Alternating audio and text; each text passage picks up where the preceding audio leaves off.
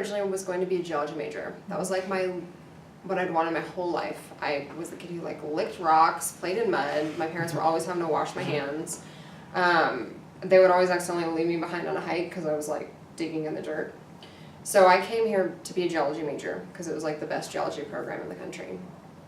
And then I was a geology major for about a year, and then I switched my major to geophysics because I was like, oh, earthquakes, super cool.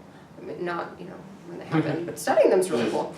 And then I did geophysics for a while, and I made some really good friends in my geophysics classes, and then I was like, I really like math. And the more I got into these classes, I realized that what I really enjoyed was just like the math.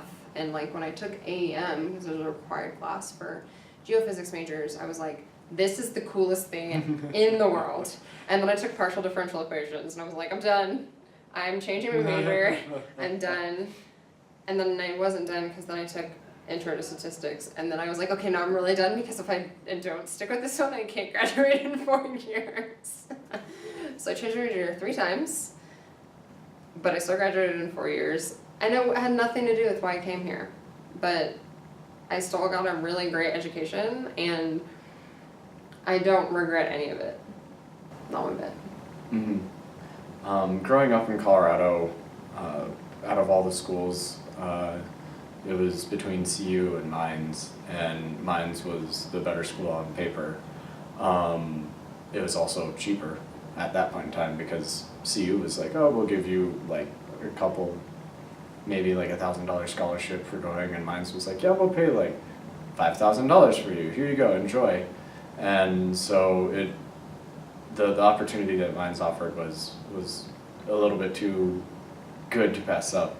And then I initially wanted to do chemistry when I got in, not realizing that stoichiometry, or like the math heavy part of chemistry, wasn't chemistry. And once I started hitting OChem in Chem 2, I was like, no, I do not want to spend hours upon hours memorizing molecule names and formulas. I just give me math and applied sciences. And so I was able to jump over to mechanical engineering after freshman year and not lose a beat, simply because of all the core classes that Mines has you take. And you had a bunch of AP credits, right? Yeah, and it was like going to Mines was really awesome in that respect because they approach engineering kind of in a different way from everywhere else, where it's like, oh, we're going to teach you all about the theory. And Mines is like, oh yeah, so like the theory's already been figured out. Like, here's the theory. Look, it's really cool. But how do you take your toolbox of knowledge and apply it to the real world? Like, how do you solve a problem that nobody's seen before, but you have all your background in, like, people with all their background in theory might be like, I don't know what's going on. Like, what do I do? And a Mines student might be like, oh, I just tweak around this equation a little bit. Let's test it. Okay, it looks good. Test it in real life. Okay, that looks good too. So I think we're good with our solution now because we have a problem-solving process that Mines kind of hammers down from epics all the way to senior design. You get that full engineering background and problem-solving background. So it was the general broad base that Mines really helped out with. And then nearing my last few years here, I found out that despite hating thermodynamics, I really love fluid dynamics, which is kind of funny because most people were telling me that, oh, if you don't like thermo, you wouldn't like anything else. But my issue was with thermo, it was like a black box. You had inputs and you had outputs, but I wanted to know what was going on inside. And when we hit fluids, it was like, oh, this is what's going on inside, and picking it apart to the smallest amount. And so I went into work at Baker Hughes for design, doing drill bit design.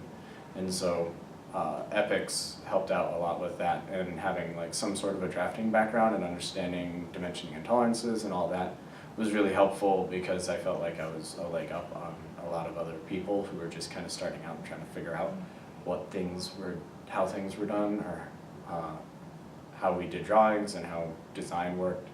And then with my background in fluids, I was able to slowly kind of get involved and become more of the hydraulics subject matter expert in my division at Baker Hughes. During band, we'd always yell at Bob, who I think is still the director here, about, oh, we want a baritone, or oh, give us brand new euphoniums, and just constantly spewing out these hilarious requests for very expensive instruments. And Bob would always be like, I don't have money, and then every single time somebody would give a sum of money for the band or give a check for the band, he'd be like, hey, guess what we can buy now? And we'd get new instruments. And so leaving Minds, I always wanted to give back to the band because that was kind of my main nucleus of friends group that I had here. And so we started giving back to the band, and then just last year we came back and Minds had brand new drum, like a whole brand new drums for the drum line. Back when I was here, they had hand-me-downs with broken heads and all sorts of crazy stuff, and brand new sousaphones, and it was just kind of like, wow. It was pretty cool for Bob to be able to look at us at the football game and say, your donations helped purchase these instruments. Mm-hmm. And of course not, everyone reacts to philanthropy and like needs to be recognized in a different way. But that was really, that meant a lot. If something sounds cool, like a sport that you've never played or like a PA class, like I took aerobics and I was really out of shape, but it was really cool. And I joined a sorority and I never thought I was gonna be the person to do that. Just, you're never gonna have an experience like this again. Take advantage.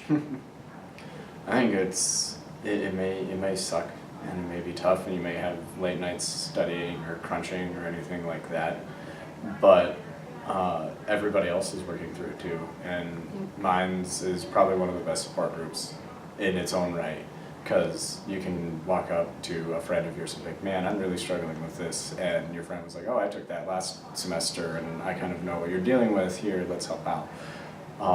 And on a less serious note, just going to school next to Course Lab was one of the perks of Minds. Good choice. And it's always nice to, when you're super stressed or you're super busy, remember you can have fun here too. Yeah. Once you get old enough, you can go to Course Lab after senior design or what have you, as a celebration for graduating the school. We just let loose.